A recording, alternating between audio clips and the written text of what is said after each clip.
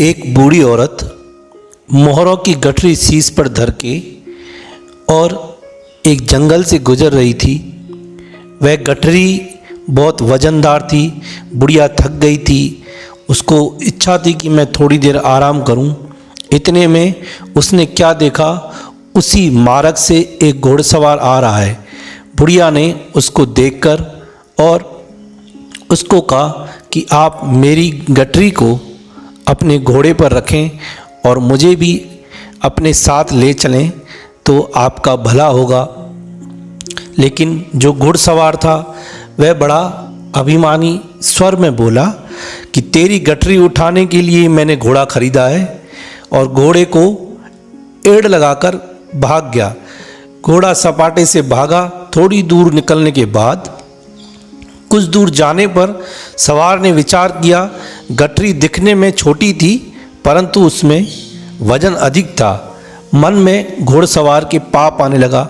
बोला गठरी रखता, और जैसे ही गठरी रखती बुढ़िया मैं भाग जाता। ये बुढ़िया कहाँ तक मेरा पीछा करती। यह विचार कर रहा था और घोड़े को मोड़ा। उधर बुढ़िया के मन में आया कि अच्छा हुआ मैंने घुड़सवार को गठरी नहीं दी, नहीं तो सारे पैसे और सारा सामान ये मेरा ले जाता और मैं इसका कुछ कर भी नहीं सकती थी। इतने में घुड़सवार फिर सामने आ गया और मीठे स्वर में अच्छे से बोला, चलो आपकी वृद्ध अवस्था है, बुढ़ापा देखकर मुझे तरस आ गया, आप अपनी गठरी मेरे घोड़े पर रख दो। तो बुढ़िया मन ही मन में हंसने लगी और उसको हंसते हुए बोला कि अब मैं अपनी गठरी आपको आपके घोड़े के ऊपर नहीं रखूंगी। जिसने तुम्हें मेरी गठरी का भेद बताया उसी ने मुझे तुम्हारे हृदय का भेद बता दिया। तो हमारे सबके अंदर एक ऐसी शक्ति है परमात्मा ने दी है जो हमको पता चल जाता है। कोई इंसान हमारे साथ अगर छल कपट करता है तो हम कहीं ना कहीं मन से आवाज़ आती है कि इससे थोड़ा सावधान रहो। एक सेठ था, उसके घर में बहुत सुंदर बगीचा था और उस बगीचे में एक पक्षी रहता था। एक बार वह पक्षी अपने मित्र से जंगल में मिलने गया और कुछ दिन वहाँ रहा, फल फूल खाए, आनंद लिया, लेकिन उसको मज़ा नहीं आया। एक दो दिन रहकर जब वह अपने निवास को आने लगा तो उस बनवासी पक्षी को कहा कि तुम भी मेरे साथ चलो और मैं तुमको इससे अच्छे फल खिलाऊंगा। और बगीचे में आकर, उस सेठ के बगीचे में आकर फल खाते, लेकिन उस बगीचे की रक्षा माली करता। अभी जैसे ही बनवासी पक्षी खाने को तैयार होता फल, तो वह टीन बजा देता, जोर से खट खट खट आवाज़ आती, तो वो पक्षी खा नहीं पाता। पक्षी खा नहीं पाता तो उसने अपने दोस्त को कहा, बोला मुझे यहाँ मज़ा नहीं आ रहा, मैं तो वापस जंगल में जा रहा हूँ, यहाँ पर बहुत खटका है। तो उसने बोला कौन सा खटका। बोला मैं जैसे ही खाने चाहता हूँ ये माली जोर से टीन बजा देता है और मैं खा नहीं पाता हूँ, ये खटके वाली जगह मुझे नहीं चाहिए। तो उस पक्षी ने कहा कि खटका तो रहेगा, खटका जाएगा नहीं, इस खटके में ही तुम्हें फल खाने हैं तो खाओ, नहीं तो जाओ। बोला मैं खटका मुझे पसंद नहीं, मैं अपने वापस जंगल में जाऊंगा। ऐसा नहीं होता, संसार में दुख है तो सुख भी है। जब दुख का खटका आता है तो हम निराश हो जाते हैं। निराश नहीं होना चाहिए।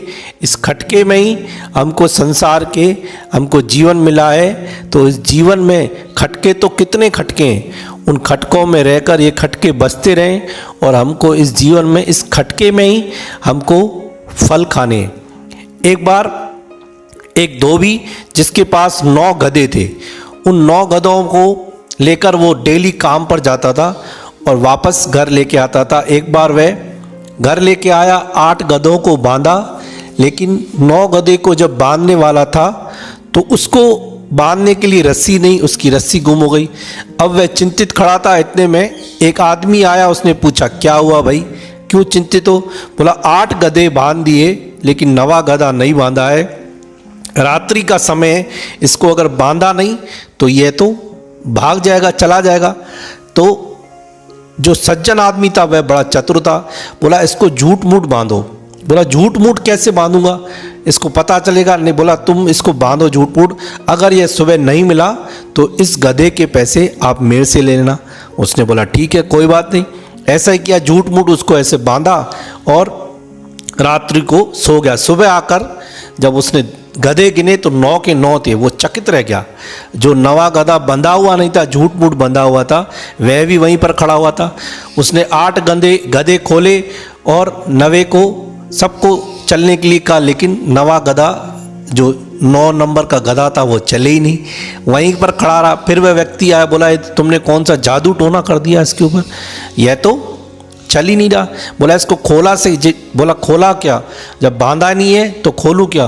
बोला जैसे झूठ मूठ इसको बांधा ऐसे ही झूठ मूठ इसको खोलो तभी चलेगा। फिर से झूठ मूठ खोला तो वह चलने लग गया।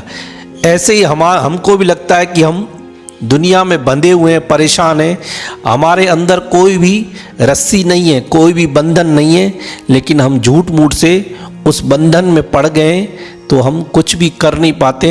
ऐसे लगता है कि जीवन हमारा ऐसे ही ख़त्म हो जाएगा। हमारी हालत भी उस गधे की तरह बंधे हुए नहीं है, फिर भी ऐसे लग रहा है कि हम बंधे हुए हैं।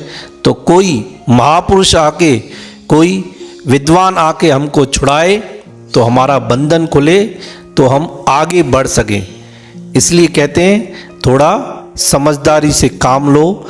ये छोटी छोटी कहानियाँ, 3 कहानियाँ हमको जीवन में बहुत कुछ सीख देती हैं और हमारा जीवन बहुत अच्छा हो जाएगा अगर हम इन कहानियों को थोड़ा ध्यान से सुनेंगे और समझेंगे।